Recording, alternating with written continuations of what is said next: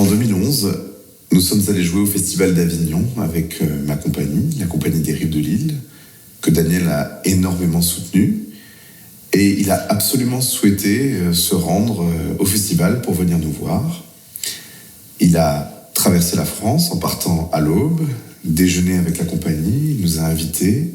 Il est venu voir le spectacle en début d'après-midi. Et après, il nous a dit « Je ne veux pas mourir idiot, conseillez-moi des spectacles à aller voir cet après-midi, ce soir ». Et il a refait la route de nuit.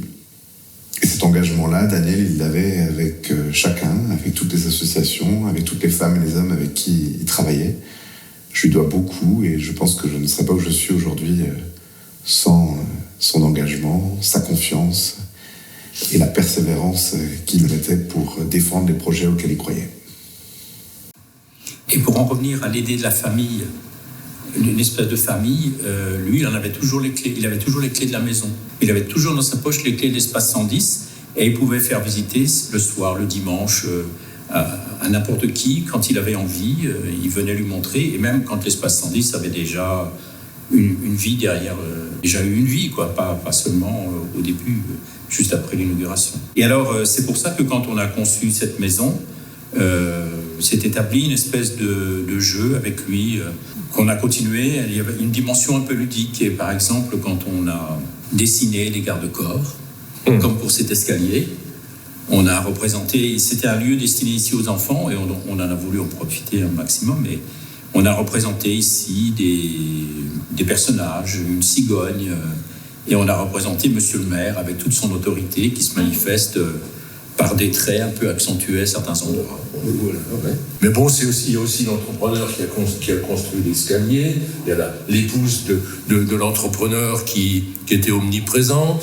il y a à côté de Daniel Eckenspieler son épouse, enfin il y a du monde, c'est pas vraiment attribué, mais on sait quand même qui est qui, jusqu'à finir en haut. Il y a aussi un curé quelque part, enfin il y a du monde qu'on a voulu mettre sur ce petit ouvrage. Et en fait, pourquoi ce petit ouvrage ? Parce qu'il est juste derrière nous, mais c'est parce que dans cette maison, on découvre effectivement toute une série de petits détails, de petites choses qui racontent des petites histoires. Et Daniel Eckenspieler, il aimait beaucoup ça. Il les comprenait bien, il n'en parlait pas beaucoup, mais il savait exactement où était chaque petit carrelage qui racontait une petite anecdote. Et ça, c'était très important pour nous. Depuis les carreaux qui sont situés à l'entrée, en fait, sur le panneau de chantier, qui racontent encore aujourd'hui quand la première pierre a été posée et quelles sont les entreprises qui ont construit ce bâtiment, le bâtiment principal et la salle de fête à côté. Il y a 2 panneaux et on peut lire encore aujourd'hui tous ces gens qui ont œuvré pour réaliser et qu'on ne les oublie pas, ils sont là. Et la première pierre, le petit poème de la première pierre, c'est Daniel Eckenspieler qui l'avait rédigé et posé le jour de l'inauguration en 80. 1, 3. Voilà. J'ai commencé à travailler au service urbanisme de la mairie en mai 2005. Et ma toute première semaine de travail, j'espérais encore faire bonne impression. Mon téléphone sonne. Et à l'époque, sur nos téléphones, on avait juste un numéro de poste qui s'affichait. Donc c'était le 4301. Je décroche le téléphone, pleine d'ambition, pleine d'entrain. Et il y a une grosse voix qui me demande bonjour, est-ce que vous pouvez venir me voir? Et je réponds oui. Et vous êtes? Et on me répond dans mon bureau. Donc là, il y a eu un petit blanc au bout de la ligne. Je lui dis mais vous êtes qui? Il me dit je suis le maire. Donc j'ai raccroché le téléphone, un petit peu mortifiée. Je suis arrivée dans son bureau très très gênée. Là, je me suis rendu compte qu'il était au moins aussi gêné que moi. Il s'est excusé platement en disant que, effectivement, il faudrait qu'il se présente quand il téléphone aux gens. Et finalement, je crois que ça a été le début d'une belle collaboration entre nous. Daniel est pour moi, et restera toujours un ami, extrêmement empathique, charismatique. Même si au début, c'était pas forcément évident comme ça. En fait, nous sommes rentrés tous les deux dans nos conseils municipaux respectifs en 1983. Lui à Ilzac, moi à Riedisheim. Riedisheim, où Daniel était né, d'ailleurs. Moi, je suis rentré dans l'opposition. Lui, il est rentré dans son conseil comme maire. 6 ans plus tard, élection. Et puis, lui, il est réélu sans problème. Tandis qu'à Riedisheim, le maire sortant est donc un ami de Daniel. Le maire sortant est battu et je deviens maire de Riedisheim. Simultanément, à Mulhouse, c'est une autre personne un peu de droite qui est battue, Joseph Cliffin, et c'est un certain Jean-Marie Bockel qui rentre au conseil. Donc, évidemment, remue-ménage dans l'agglomération. Tout à coup, tout de même, des inconnus qui arrivent massivement, dont le maire de la ville-centre. Et puis, à Riedisheim, mais qui est-il donc, ce Charles Butler ? Et je voyais bien, les premiers contacts avec Daniel, ça a été très prudent. C'est le moins qu'on puisse dire. Mais finalement, évidemment, très rapidement, de par nos façons d'être, nos cultures, il était enseignant, moi aussi, et puis nos communes, c'était même 2 communes sœurs, Ilzach et Riedisheim, même si elles sont juxtaposées, mais quand même différentes l'une de l'autre. Donc on avait tout pour se retrouver. Et puis effectivement, ça a été après une longue vie d'élu dans le même contexte de l'agglomération, qui évidemment était aussi ce contexte, celui de l'intercommunalité. Et là, avec Daniel, nous avons effectivement eu, comment dirais-je, des combats, oui, probablement, des combats aussi à faire pour que nos communes restent, on va dire, libres. Voilà. Donc ça, c'était notre passé commun à Daniel et à moi, et j'en garderai évidemment toujours un souvenir extrêmement chaleureux. Quand je pense à Daniel Eckenspieler, il y a une phrase culte qui me vient à l'esprit. Il disait souvent « Qui peut le plus, peut le moins ». Alors dans son esprit, ça voulait dire quand on arrive à réinsérer des jeunes en difficulté, ce qui était mon cas, puisque j'étais le directeur de la première entreprise d'insertion du Haut-Rhin, qu'il avait participé à la création de cette entreprise d'insertion. Et donc, qui peut le plus, peut le moins. Il s'est dit, si on arrive à faire ça, on devrait arriver aussi à réinsérer des gens qui ont moins de difficultés, des citoyens lambda. Il y a autre chose qui me vient à l'esprit, c'est les rencontres que j'avais avec lui, quand j'avais rendez-vous. Ça me fait sourire parce que c'est assez rare. Des gens comme lui, on n'en rencontre pas beaucoup. D'abord, il était extraordinairement ponctuel, mais à la minute près. Et donc, il était toujours très content de me voir, et c'était réciproque parce que je l'aimais beaucoup. Et donc, et ça, on le sent tout de suite. Quand on arrive, on sent ça. Et donc, on échangeait, et j'arrivais avec des préoccupations, parfois quand même, c'était pas forcément du simple. Et il écoutait attentivement, et donc, après, on se saluait, et dès l'après-midi, il avait déjà rédigé les courriers officiels, avec une capacité rédactionnelle fabuleuse. Enfin, il y avait du verbe, il y avait du niveau, comme on dit. Et au plus tard, le lendemain, les courriers partaient, quoi. Ça, c'était vraiment extraordinaire. Je me suis dit, mais comment il fait, avec l'emploi du temps qu'il avait ? Mais c'est vrai que le fait que, je crois, je m'occupais d'insertion, d'emploi, il croyait beaucoup aux vertus du travail. Comme un facteur équilibrant pour les personnes, pour se construire dans la vie. Et ça, c'est quelque chose qui le motivait à 2000%. Et donc, voilà, il adorait être au service des gens. C'est quelqu'un qui avait ce charisme, cette empathie que j'ai rarement rencontré. Voilà. Et donc, pour moi, Daniel reste un modèle. C'est quelqu'un voilà, que je considérerais toujours comme un modèle, un grand monsieur. Voilà donc, je suis très heureux aujourd'hui d'être devant votre caméra pour parler bien sûr d'une grande partie de ma vie que j'ai passée avec Daniel Eckenspieler. J'ai fait sa connaissance quand j'avais 13 ans, j'en ai 84 aujourd'hui. Donc oui, ça fait plus de 70 ans de vie commune avec lui, de travail, d'études. D'abord à l'école, souvent quand M. Bichelin avait une absence quelconque, on était en classe chez lui, il était instituteur à Victor Hugo que je fréquentais. L'année d'après, il est devenu sous-lieutenant. De par son grade d'instit, il est devenu sous-lieutenant au 57e régiment des transmissions, au Drouot. Et des choses qu'on ne peut pas oublier. Déjà, la personne plutôt exceptionnelle, c'est quelqu'un qu'on ne peut pas oublier. Je me rappellerai toujours, lorsqu'il était sous-lieutenant au Drouot et qu'il allait aux séances de tir avec des soldats, il se débrouillait toujours pour être à la récréation à Victor Hugo. Alors bien sûr, les soldats restaient dans le commande-car ou dans la Jeep. Et lui, M. Bichelin, Bichelin était le directeur de l'école. Et on se retrouvait de l'autre côté de la cour de récréation. Et là, il y avait une cible sous le préau. Et Daniel sortait son pistolet. Et tous les deux, à tour de rôle, ils tiraient sur la cible. Nous, toute la classe, on était derrière, bien sûr, en sécurité. C'était pour nous un plaisir, une remise en forme terrible, parce qu'à un moment donné, avec l'école, ça devient, bien sûr, c'est toujours difficile. On est là-bas pour apprendre. Mais alors là, c'était la détente, c'était exceptionnel. Ça durait, souvent on débordait. La récréation, c'était un quart d'heure, mais on faisait souvent la demi-heure. Et donc, tour à tour, ils tiraient sur cette cible. Et puis après, on comptait les points. Et bien sûr, on était heureux. On a vécu ça d'une façon... dès qu'on voyait arriver le commande-car ou la Jeep, on criait « Hurrah !» On savait que pendant une demi-heure, il y aura pas de dictée, pas de calcul, on serait tranquille.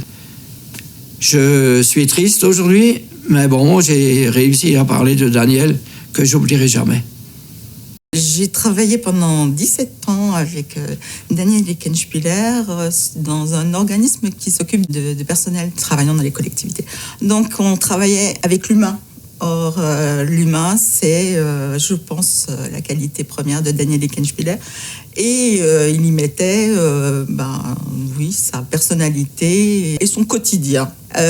On était une petite équipe, donc là, au moment de la fête de Noël, nous invitions tous les enfants des personnes travaillant en centre de gestion pour une fête de Noël dans les bureaux pour que les enfants voient où travaillent papa et maman et acceptent un peu mieux que papa et maman ne soient pas toujours disponibles.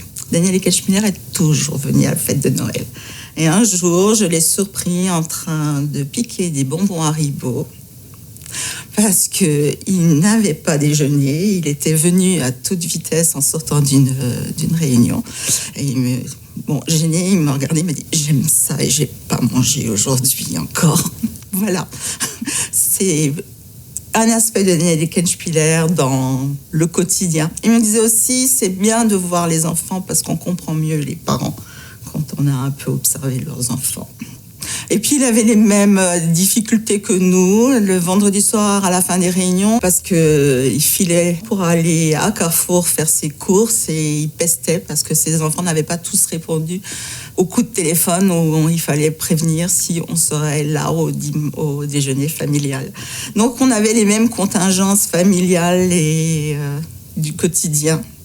Et c'est rare avec un homme politique. Daniel Eckenspieler, on pourra en parler pendant des heures, mais je pense que c'est certainement ce qui nous a le plus marqué.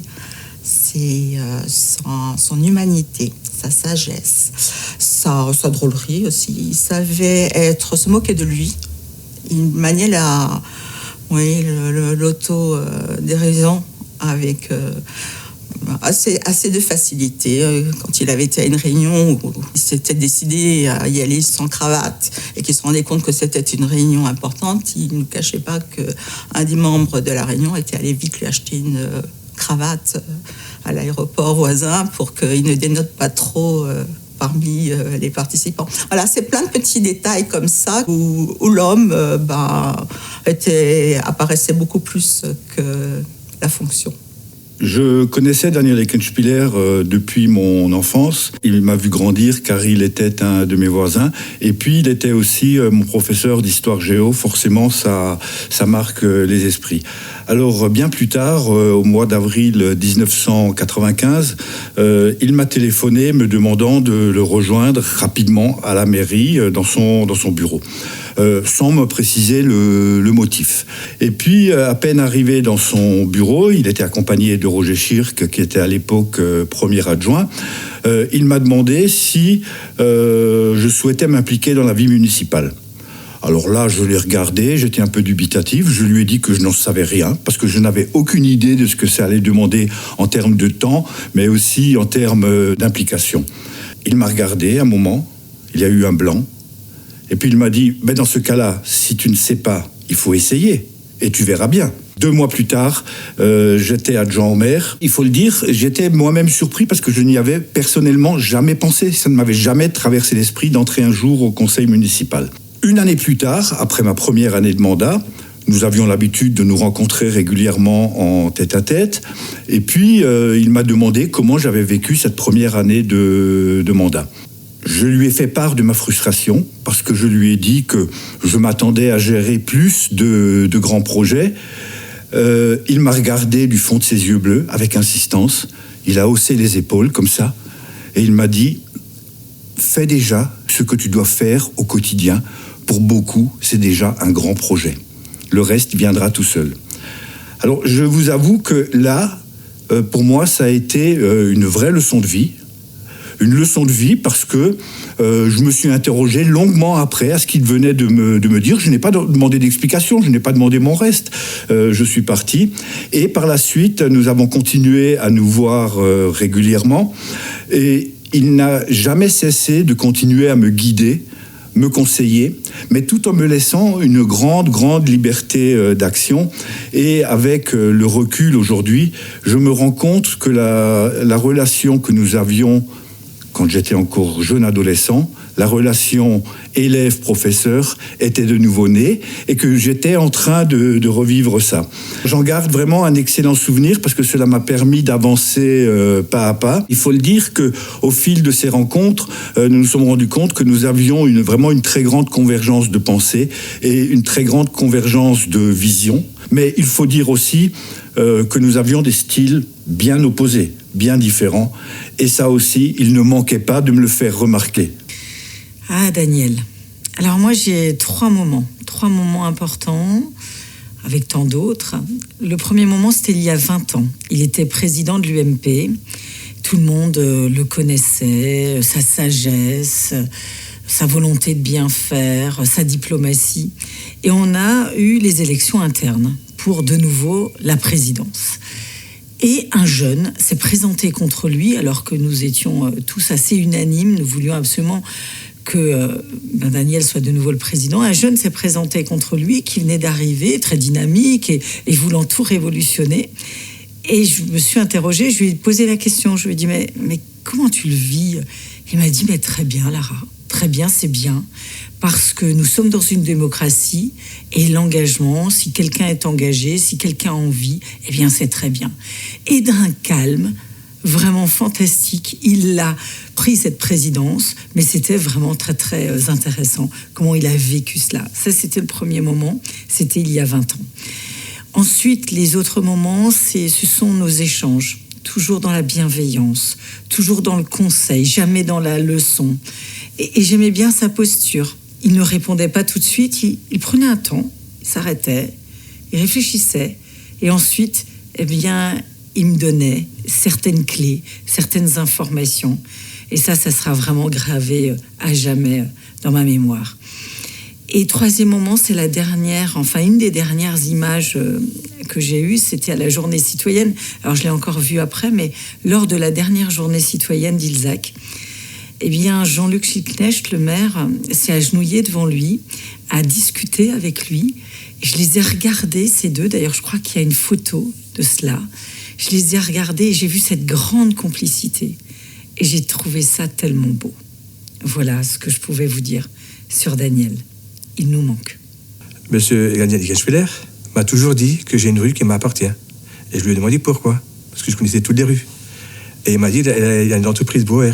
C'est pour ça qu'il m'a dit que j'ai une rue qui m'appartient, qui était là, derrière la mairie. Et c'est une entreprise de nettoyage. Et ça là, tout le temps, quand je le voyais, il me disait tout le temps que j'ai une rue qui m'appartient. Et ça là m'est resté.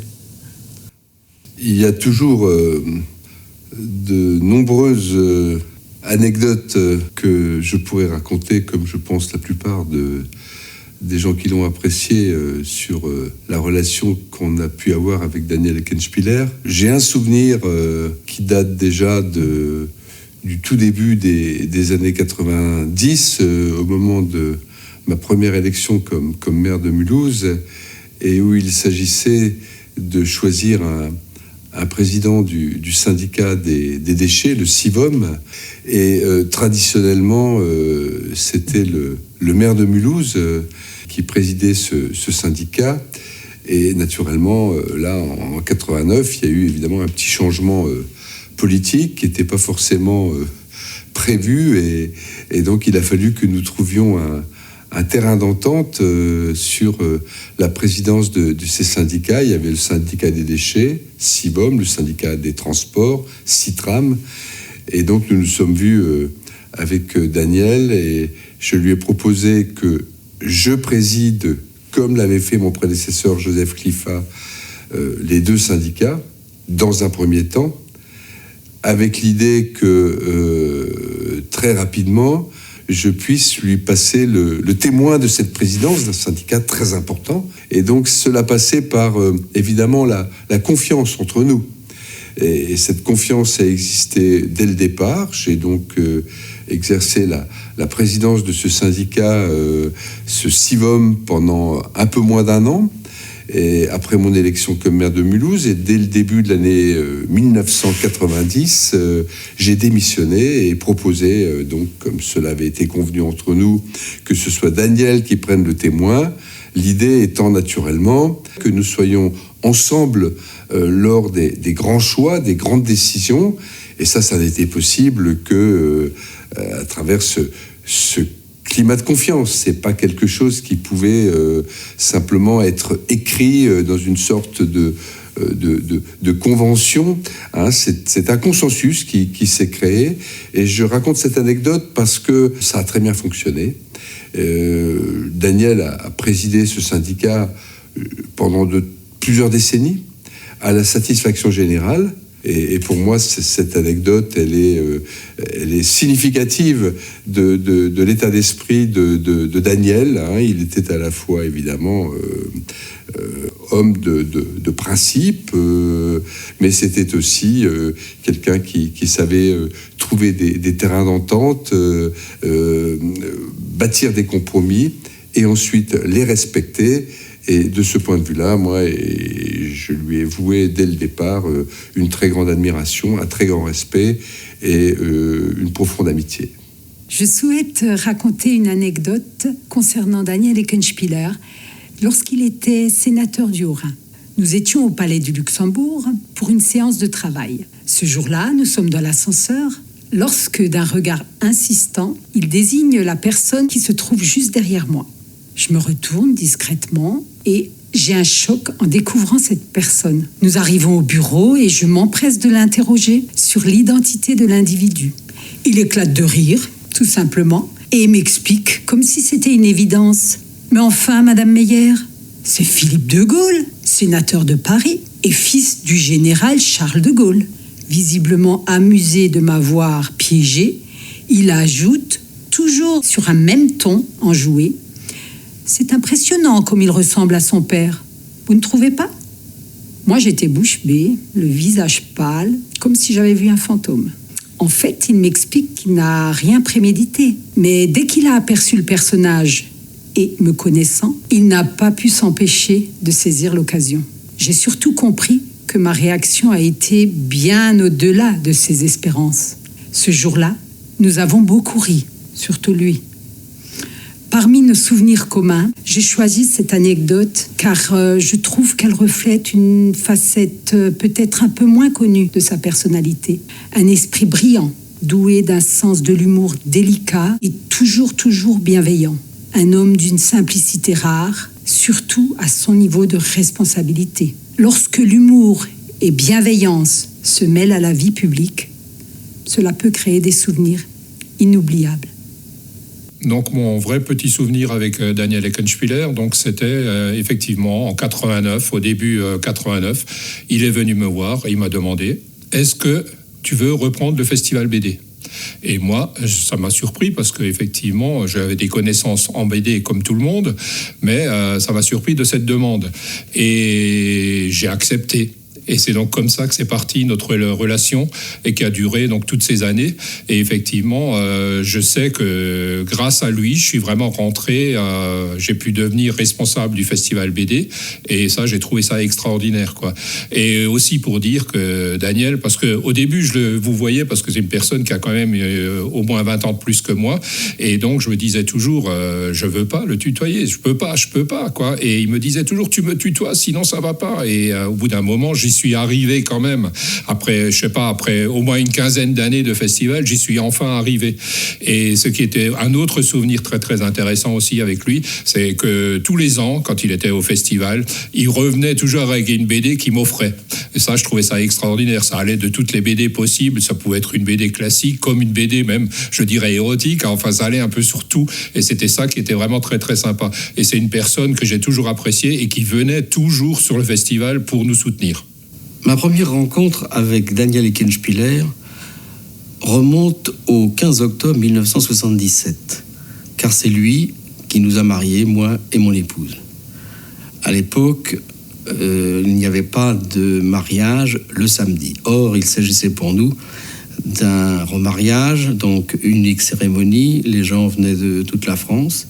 Et c'est mon futur beau-père qui a convaincu Daniel Eckenspieler de faire une dérogation et de tolérer ce mariage à samedi.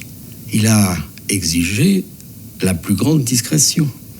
Discrétion tellement respectée que la porte de la salle des mariages est restée fermée. Ce que nous avons constaté sur les photos par après. Mais bon, le mariage s'est maintenu. En juin 1995, la troupe de théâtre dans laquelle je joue depuis des années a décidé de quitter l'espace 110. À l'époque, je dirigeais l'atelier de théâtre pour adultes. Et moi, je décidais de rester à l'espace 110. Devant cette décision, Daniel Eckenspieler m'a vivement encouragé à continuer à faire du théâtre.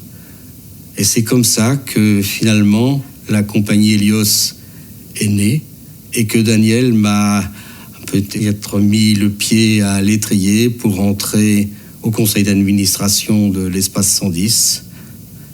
Il m'a toujours soutenu dans la compagnie, dans mes fonctions à l'espace 110 et on connaît la suite. Bien, c'est avec beaucoup d'émotion que je veux me souvenir de mon ami Daniel, qui est d'ailleurs toujours très cher à mon cœur. Je dois dire qu'il a été élu sénateur la même année où j'ai été élu maire de Pfastatt. Donc nous avions déjà une sorte de complicité. De plus, nous partagions de nombreux syndicats intercommunaux dans l'agglomération et les échanges d'idées étaient nombreux et fructueuses. Je veux me souvenir d'abord de la très belle plume de Daniel. Quand Daniel écrivait, c'était un réel plaisir de le lire. Quant aux anecdotes qu'on me demande de citer, il y en a deux plus particulièrement qui me viennent à l'esprit, notamment suite à cette élection de sénateur. Daniel était un très grand sportif et il m'arrivait de le croiser à Tignes sur les pistes de ski. Donc après cette élection, on s'est effectivement croisé à Tignes et je lui ai demandé comment s'était passée cette arrivée au Sénat de ce nouveau sénateur. Alors il me dit « Ah, tu sais, c'était une drôle d'impression car j'avais avec moi quelqu'un qui pensait devenir mon attaché parlementaire, qui faisait 3 têtes de plus que moi, qui était 2 fois plus large d'épaule, et j'avais l'impression que c'était moi l'attaché parlementaire et lui le sénateur. J'étais comme un petit gosse derrière lui à entrer dans ce majestueux Sénat et je me suis dit non, ça peut pas durer comme ça. C'est quand même moi qui suis le sénateur et je dois représenter quelque chose pour ma population. Donc ça ne s'est pas fait avec cette personne en tant qu'attaché parlementaire. Et ça m'avait beaucoup amusé la manière dont il me l'avait raconté. Et comme je parlais de ski tout à l'heure, Daniel me disait, oh, tu sais, la politique, c'est un petit peu comme le ski. On a différentes forces de piste, on va de la bleue à la noire, il y aura des facilités, il y aura des difficultés, il y aura des bûches, des embûches, mais il y aura aussi un jour de soleil, il y aura un jour de neige poudreuse où ce sera très agréable de skier, il y aura du verglas, de temps en autre, il faudra faire très attention aux chutes. Ben, en politique, c'est un petit peu pareil. Et combien il avait raison, j'ai pu l'expérimenter moi-même, car quelques années après, j'ai eu la chance d'entrer à l'Assemblée nationale Et j'ai beaucoup pensé à Daniel et à tout ce qu'il m'avait expliqué auparavant, sachant que Daniel a été également mon président de comité de soutien à chaque fois que je me présentais aux élections nationales. Et tout ça s'est profondément gravé en moi, et je lui donne un profond respect, une grande amitié. Et je lui dis 1000 fois merci, Daniel. J'ai fait connaissance de M. Eckenspieler en 1995 par l'intermédiaire de Mme Stroda, qui était directrice à l'époque du centre socioculturel. J'ai appris à connaître l'homme qu'il était à cette période-là. Un homme de grande valeur humaine, de générosité, toujours à l'écoute de tous. Il était d'une grande douceur dans ses paroles qui donnaient un grand plaisir à l'écouter. On ne s'en lassait jamais. Son respect des autres qui portait en lui donnait une grande confiance quand on était face à lui. L'homme respectueux qu'il était, et cela jusqu'à sa mort. Il nous a mis à disposition de belles infrastructures sportives et une très belle MJC, ainsi que notre centre socioculturel, le Fil d'Ariane, que les Ilzacois apprécient beaucoup. Il était également très attentif à la vie des quartiers, afin de préserver la paix sociale qui lui tenait très chère à cœur. Ma collaboration avec M. Eckenspieler depuis 1995 jusqu'à sa passation de maire à M. Jean-Luc Schildknecht. Tous les ans, à certaines occasions, je le rencontrais. C'était toujours un grand plaisir pour moi de revoir cet homme. Je garde un souvenir inoubliable de l'homme qu'il était et qui restera toujours. On avait l'habitude avec Daniel de se voir très régulièrement ici, en mairie d'Ilzac, pour faire le point sur les différents dossiers du CIVOM. Et il est vrai que ces moments étaient également des moments d'échange sur des sujets un peu plus informels souvent. On prenait un peu de temps pour commenter à la fois l'actualité locale, l'actualité nationale, et avoir des échanges un peu plus personnels également de temps en temps. Et il nous est arrivé lors d'une de ces séquences que Daniel me parle de son prédécesseur à la mairie d'Ilzac, Joseph Bichelin, pour qui il avait beaucoup d'estime. Et on s'est aperçu de fil en aiguille lors de la discussion qu'en fait, il venait du même village sungovien que moi, village dans lequel j'étais maire au moment de ces échanges, et qui plus est qu'il était originaire de la maison, sa maison familiale était la maison voisine à la mienne. Alors c'est vrai que avec le temps, je me suis aperçu que cet entretien, qui peut paraître anecdotique, avait eu pour effet de nous rapprocher et de renforcer cette forme de connivence et de complicité qu'on avait nouée. Monsieur le maire, chers habitants d'Ilzac, professeur d'histoire et de géographie de formation, Daniel Eckenspieler fut maire d'Ilzac de 1983 à 2014. Après avoir été élu au conseil municipal dès 1965. Sénateur de 1995 à 2004, nous fûmes collègues. C'est naturellement qu'il siège au sein de la commission des affaires culturelles. Il a marqué notre assemblée par son engagement en faveur notamment de la protection de la jeunesse et sa fine connaissance des dossiers culturels qui l'amènera à représenter le Sénat au conseil d'administration de l'Institut national de l'audiovisuel. Viscéralement attaché à sa commune, à laquelle il consacrera en 2019 un ouvrage, Ilzac, un demi-siècle de passion partagée. Il était également un fervent promoteur de son département, le Haut-Rhin, et de l'Alsace qu'il défendait avec vigueur au sein de notre haute assemblée. J'ai le souvenir d'un sénateur actif au sein du Sénat, comme auprès des élus locaux et de ses concitoyens. Il savait faire entendre une voix particulière au sein de notre hémicycle. C'était un homme d'éthique, la voix, oui, d'un Alsacien attaché aux valeurs, au pragmatisme, à ce territoire qu'il portait et à la France qu'il chérissait. Son humanisme, sa capacité d'écoute et son ouverture d'esprit faisaient de lui un parlementaire apprécié de ses collègues, de tous ses collègues qui ont siégé à ses côtés, quel que soit leur groupe politique. Oui, nous pensons à Daniel en cet instant.